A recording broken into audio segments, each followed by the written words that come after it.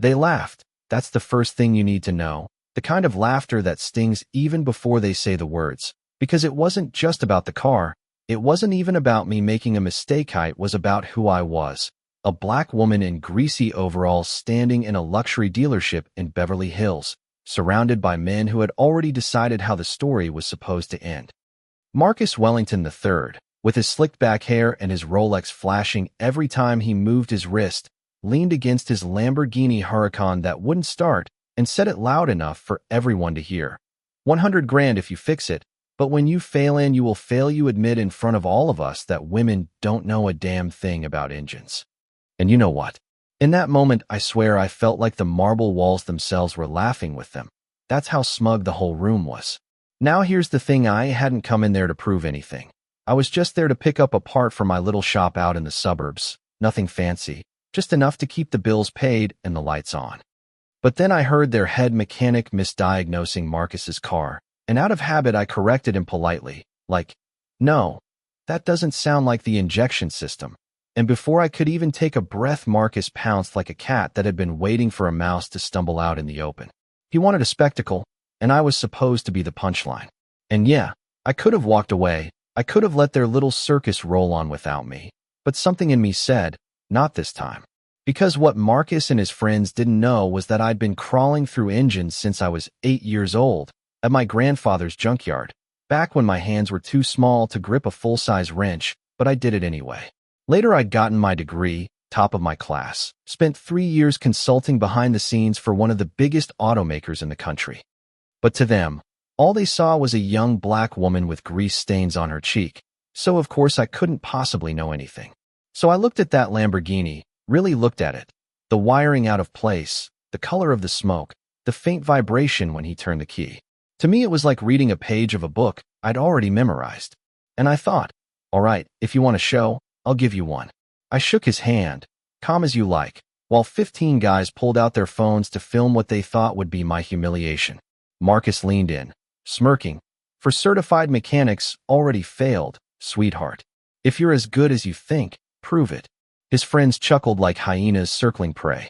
And inside I just breathed, remembered my grandfather's words, engines don't care about color or gender. They just want to work, and I got started. Here's the twist none of them saw coming. Within a minute, I spotted the real issue. Someone had installed a performance chip that didn't belong anywhere near that engine. Not just a mismatch, an actual counterfeit, cheap junk that was sabotaging the system. And when I asked Marcus, casual, who'd worked on it last, he got defensive, looked away, muttered something about it not matching. That told me all I needed. But I played along, said I'd need specialized tools. They laughed, said I was stalling. I just made a call. 2 hours later, a van pulled up outside, loaded with equipment most dealerships didn't even have, and out stepped David Morrison, senior engineer at Lamborghini North America, and my old boss from my consulting days. When he walked in and introduced himself, the room went dead quiet. Suddenly, this wasn't a game anymore. This was official. We hooked up the diagnostics, and sure enough, the screen lit up with red flags: unauthorized software, counterfeit parts, dangerous modifications.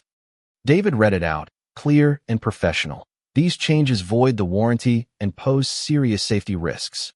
Marcus started sweating, muttering that it didn't matter, that the bet was only about getting the car running. But everyone in that room could see he was unraveling. Then came the bomb. That counterfeit chip? It had a serial number traceable to a company called Performance Plus Modifications. And the majority shareholder of that company, 60%, was none other than Marcus himself. Imagine the air just being sucked out of a room. His friends looked at him like they were seeing him for the first time, furious, betrayed. One guy shouted, "You sold me one for my Aventador." Another for his Ferrari. Suddenly Marcus wasn't the charming rich guy running the show, was a con artist who'd been endangering their cars and their lives while hiding behind sexist jokes. Meanwhile, I kept working, piece by piece, removing every fake part, reprogramming the system, restoring it to factory specs. My hands knew exactly what to do, and David documented every step with official Lamborghini equipment. And then came the moment Tweak turned the key. That engine roared back to life, pure, flawless, the sound echoing through the dealership like thunder. The silence after was almost sweeter than the roar itself. Marcus's face. I'll never forget it. He whispered, "Impossible. like he'd just seen a ghost. But it wasn't impossible, it was just competence, something he'd never respected. David made sure his confession was recorded on camera, every word about the scam, about me fixing the car, all of it. That video went viral, millions of views in days. The FBI got involved, lawsuits piled up, his company collapsed. He went from yachts and parties to working at a used car lot, barely scraping by. Me? 6 months later, I was promoted to technical director for the biggest luxury dealership chain on the West Coast, leading a team of 80 mechanics, 40% women, 30% black, every single one hired for skill, not image. That was the real victory. And you know what my favorite part was? Not the money, not even exposing Marcus, though I won't lie. That was satisfying. It was showing that excellence has no gender, no color, that competence is the loudest answer to prejudice. Marcus tried to humiliate me and ended up destroying himself. So now I'll throw the question to you: is justice served, or was it too much? Do you think a man like Marcus deserved to lose everything, or was it just karma catching up? And bigger picture, why do people still cling to prejudice when all it ever does is reveal their own weakness? Drop your thoughts in the comments. I really want to hear where you stand.